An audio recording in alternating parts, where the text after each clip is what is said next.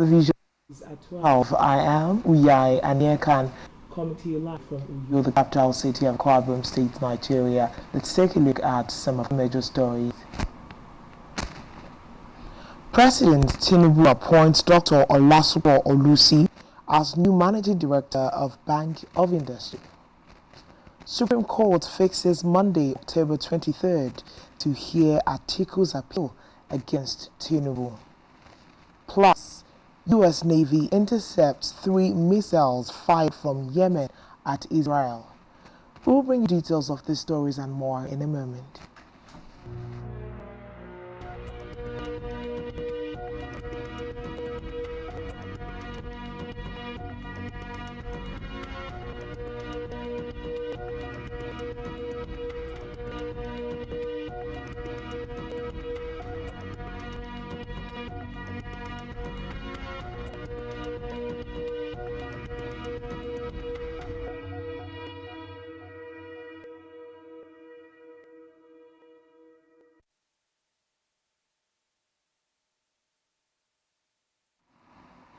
Good afternoon and thanks for joining us.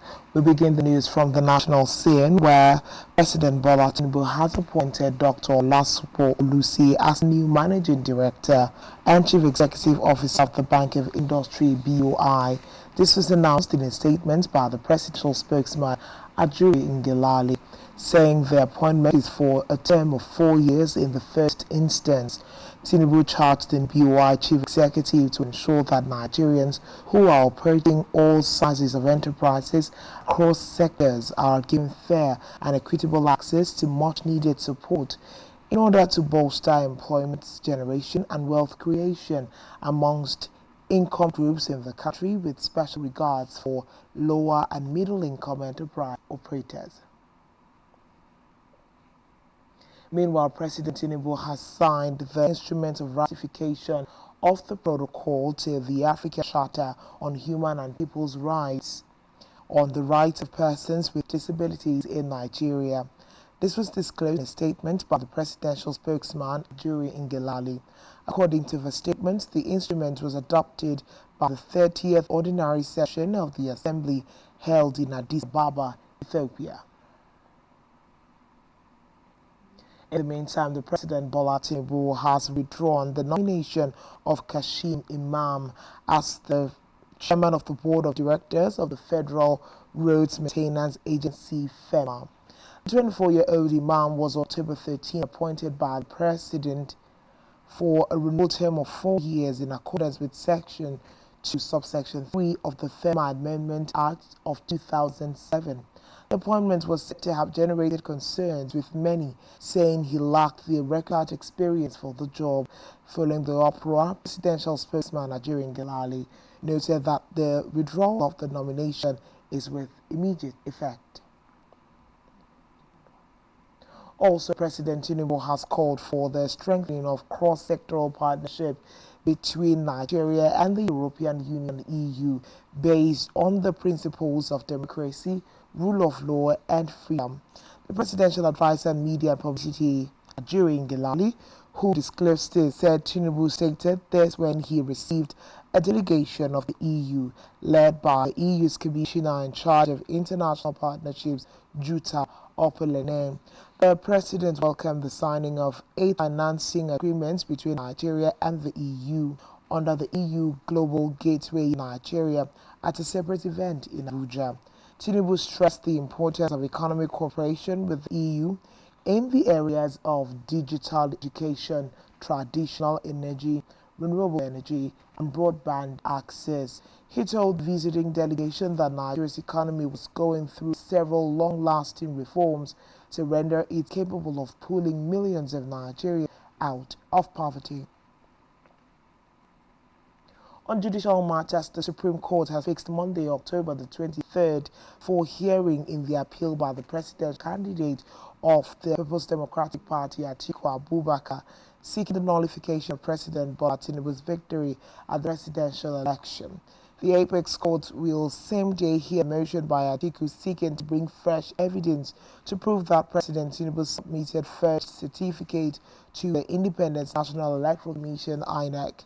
In a hearing notice, the Apex Court fixed 9 a.m. of the date for Atiku's lawyers and those of President Tinubu to address its panel of 7 justices on where it has powers to grant request.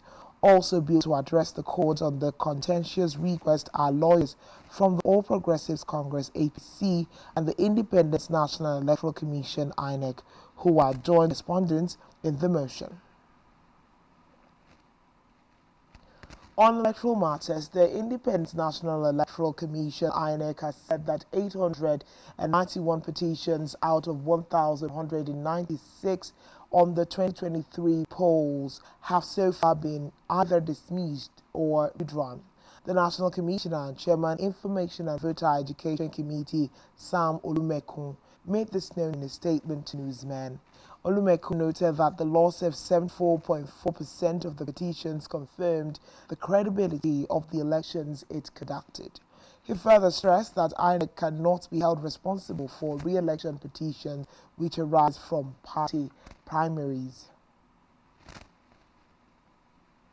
Back here on the home front, Akwa Ibom State House of Assembly yesterday heard a motion on the unwholesome activities of headsmen in Ikorekbene, Oborakara communities, thus calling on the executive to enforce the existing law regulating open graze in the state. Ikorekbene, Oborakara member Jerry Otu, while moving the motion, observed that headsmen unleashed their cattle to destroy produce of citizens in the area, while continuing to pose a serious threat to the peace and tranquility of the community, especially in the farm areas where cattle destroy farmland and produce, thereby causing untold hardship to the peace-loving people of Ikorewang.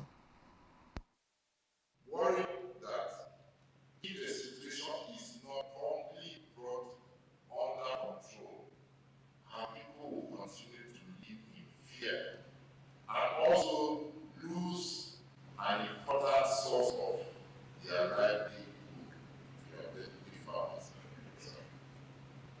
Conscious of the fact that the principal part of the state legislature in making laws for peace, order, good governance, hotels to the protection of lives and property of the citizens. We hereby move as follows. Hereby support the following. 1. Urge the state government, urge the state commissioner of police and commissioner for internal security to give us security in and around Ikorewan and its environment. Not only Ikorewan is affected, I'm sure people in Oklahoma can testify to that. Worried that In contributions, Nseribo member Eric Akman and Ibionibo member Moses Essien agreed that the activities of headsmen, not just in the communities in focus, but in the state in general, are condemnable.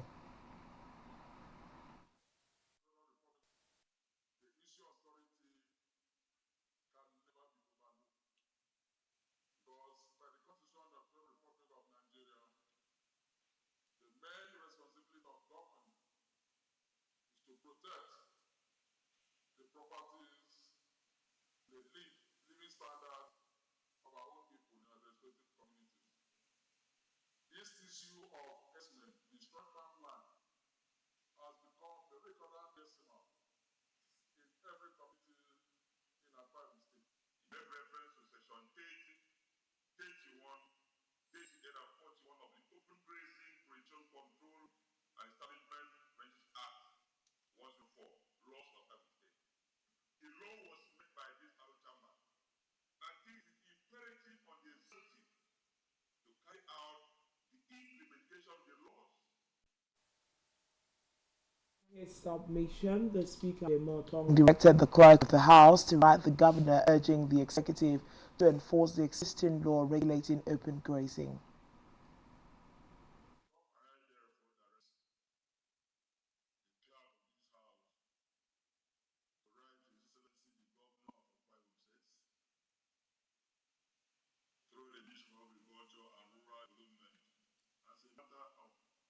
Urgency to include extant provisions section 30, 31, 38 to 41, open grazing control and establishment of ranches, Cap 107 law of Akwa Ibom State. I therefore direct the clerk of the House. Meanwhile, the House also heard a mention of the urgent need to restore electricity line in 9 neighboring villages in Randalco government area after 4 years without power supply. Presenting the motion on the floor of the House, which was seconded by Reform Ruko State constituency member Precious Selong, the Uran State constituency member Dr. Itoro Bongetem prayed for the protection of electricity lines in the affected communities.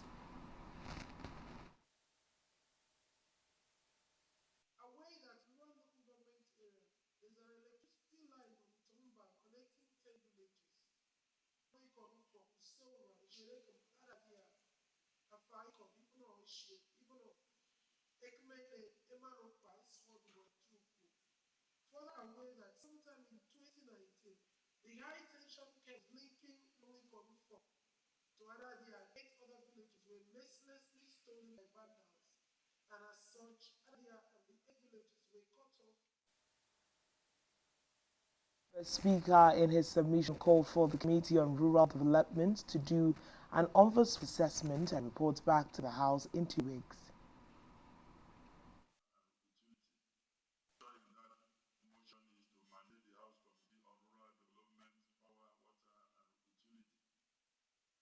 To do on-the-spot assessment and make sure they report to this House in 2 weeks.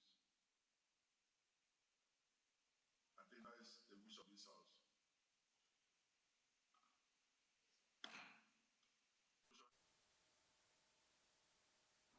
At the same time, Akwa Ibom State Bureau for ICT Innovation and Emerging Technologies Bill 2023, sponsored by Tinano Udwarekbo Ford, was today read the same time and committed to House Committee on Science and Technology for in-depth studies. Ekbo Ford, while giving the general principles of the bill, said the bill is for the collective good of all and for the betterment of the ICT fortunes of Akwa Ibom citizens.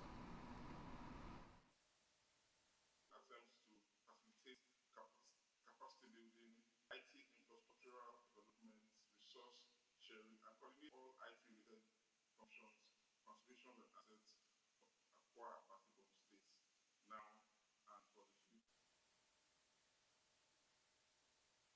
The Deputy Speaker Freddy Demi, in support of the bill, commended the bill, saying it will address associated ICT issues in the state. In his submission as well, the Deputy Leader of the House, Otobongbo, pointed out some of the gains of the Bureau if set up.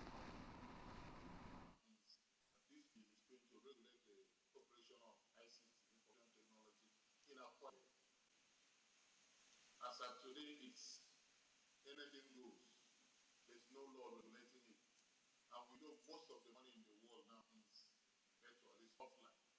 And the state is missing a lot because we lack this agency.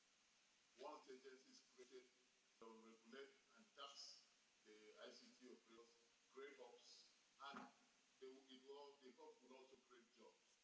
So I think it's a very good bill, and I urge all members to rise and support it. Thank you, Mr. Speaker. I'm speaking today as the youth of Akwa Ibom State, very much interested in Akwa Ibom State youths being 21st century youths, having access to the internet, having access to the World Wide Web, and being able to compete effectively with our colleagues across the globe. And I think this bureau, if set up and this law sees light of day, it will go a long way in ensuring that Akwa Ibom State people, not just the youths. Speaker Odemotong subsequently committed the bill to the House Committee on Science and Technology for in-depth studies. Those speaking against this bill. They have been moved and built this according that a bill for a law to establish the Akwa Ibom State Bureau for ICT innovations and emerging technologies be read the second time. Those in favor say aye. Those against say nay. The bill Also up for second reading was the Akwa Ibom State Startup Bill 2023, sponsored by Ekpo Ford. In his presentation, the lawmaker pointed out the issues of financing that surround startups in Nigeria's climb compared to other climes, underscoring the importance of the bill as pertinent for honing technological talent in the state. The House was subsequently adjourned to Thursday, 26 October 2023. We move now to Africa, where the military government in Niger says it foiled an attempt by the deposed former president Mohamed Bazoum to escape from custody. A military spokesman said the former president attempted to flee with his family, cooks and security. Recall that Bazoum has been under house arrest since members of his presidential guard staged a coup in late July. Still in Africa, Zambia's government has evacuated 77 nationals from Israel amid the ongoing conflict between Israel and the Palestinian Hamas militants. The Zambia's Foreign Minister Stanley Kakubo said the evacuees include 72 students, noting that 172 Zambians, including 143 students, live in Israel, but some had declined the government's evacuation offer and opted to stay behind. Kakubo assured those who chose to remain in Israel that the ministry will maintain close collaboration with the Zambian embassy and Israeli Foreign Ministry to take necessary actions that will ensure their continued safety. On the foreign scene, the Pentagon has said that a U.S. Navy ship in the Red Sea has shot down missiles and drones that had been fired by Iran-backed Houthi rebels in Yemen, possibly at Israel. Pentagon spokesman Brigadier General Pat Ryder told journalists that the 3 land attack cruise missiles and several drones were intercepted by a destroyer.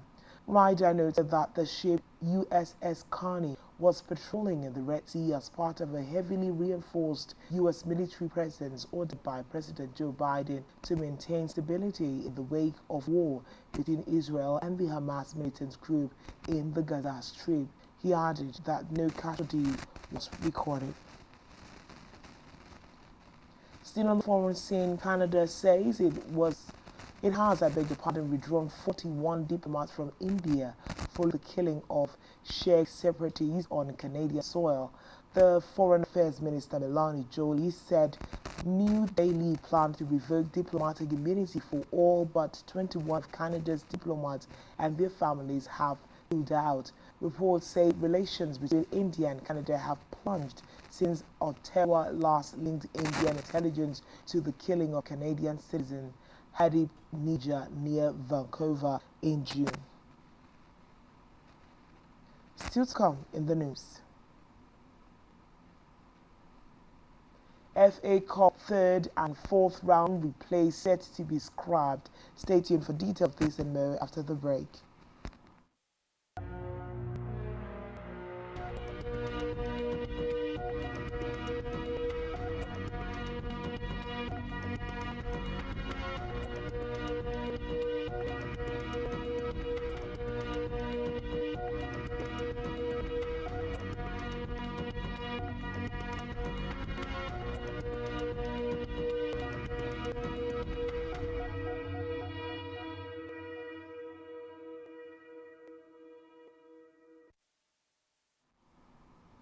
Thanks for staying tuned in now to the rest of the news stories.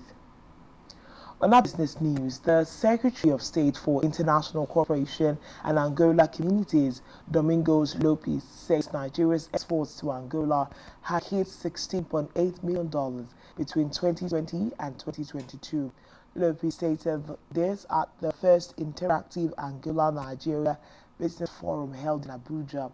The secretary, who represented the Minister of External Relations, Teti Antonio, said the ties between both countries were marked by signing the first economic, technical, scientific, and cultural cooperation agreement in 1976, adding that the exchange between the duo has been remarkable. He also noted that Angola counts on the support of Nigeria during its economic reform.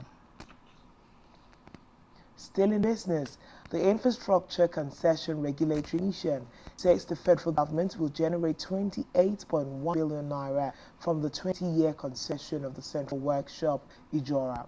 In a statement, the head of media and publicity, Angie Yarling, said the workshop was used for maintenance of vehicles, sewage treatment plants, and water supply equipment during the colonial era. According to her, the concession will adopt a rehabilitate, operate, maintain, transfer PPP model to upgrade the central workshop till its functions are realized. She said the project, an unsolicited, privately initiated infrastructure proposal by Better Transport Nigeria Limited, is domiciled under the Federal Ministry of Works. In health, the federal government has heightened surveillance at all points of entry following the outbreak of bedbug infestation in France and other parts of Europe. This was disclosed in a press statement signed by the Director of Media and Public Relations at the Federal Ministry of Health and Social Welfare, Patricia DeWoltz. The coordinating Minister of Health and Social Welfare, Professor Ali Pate, however, noted that the ministry remains committed to ensuring that appropriate public measures and responses are put in place to contain bedbug infestation nationwide. He revealed that the ministry has developed a sheet which will be in circulation soon to strengthen awareness and health education on the control of bedbugs. Pate urged the public to cooperate with port health officers at points of entry in the course of their surveillance activities. In health, the Nigerian Center for Disease Control and Prevention (NCDC) has recorded about 15,060 suspected cases of diphtheria infections as of 19 October. The NCDC, however, said out of the suspected cases, 9,478 were confirmed from 137 local government areas across 20 states, including the Federal Capital Territory. The Director General of NCDC, Fedayo Adetifa, while speaking at a press briefing in Abuja, said majority of the confirmed cases, about 71.5%, were aged between 1 to 14 years, with infants accounting for less than 1% of the cases. He said data also shows that Kano, the epicenter of the infection, has the highest number of cases at 7,747. Followed by Yobe with 841 cases. Given a further breakdown of diphtheria cases, the NCDC DG said Bauchi State recorded 369 infections, followed by Katsina 275, Borno 164, Jigawa 24, Kaduna 18, Lagos 8, Zamfara 7, FCT 7, Gombe 5, Sokoto 4, Osun 3, and Niger State recorded 2 diphtheria cases. He said Cross River, Enugu, Imo, Nasarawa, Kebbi, Taraba recorded 1 case of diphtheria infection each. Over now to sports. FA Cup 3rd and 4th round replays and the 2-leg EFL Cup semi-finals are expected to be scrapped as part of reforms to the English football calendar. Changes will also see the FA Cup 5th round restored to a weekend slot. Reports say changes have been triggered by pressure on the domestic calendar, such as the expansion of European competitions. It is not yet known when the changes could come into effect, though a new TV contract is set to commence in 2025-2026 season. In sports, Nigeria Premier Football League (NPFL) clubs have been charged to provide a conducive atmosphere at all times during league matches. The NPFL Chief Operating Officer Davidson Owumi gave the charge in a memo to the clubs. Owumi hinted that there are disturbing reports of disturbance around the match officials changing rooms at match venues. He reminded that no club official is allowed access to match officials before, during and after any fixtures. On entertainment news, the 2023 MTV Europe Music Awards (EMAs) will no longer be held due to the ongoing conflict between the State of Israel and Palestine. The announcement was made by the EMAs in a press release stating that the decision to cancel the 2023 edition was taken to protect thousands of employees, crew members, artists, fans, and partners who will be traveling from all corners of the world to bring the show to life. The 2023 EMS, which was scheduled to held in Paris on November 5, 2023, was to be a historic one, as it would be the first time the Made in Afrobeats category would be awarded. Nigerian superstars Asake, Iris Star, Burna Boy, Davido, and Rema were nominated for the award alongside Malian-born French singer Aya Nakrumah. Meanwhile, the EMS will return in 2024 at the Paris Nord Valentin in France.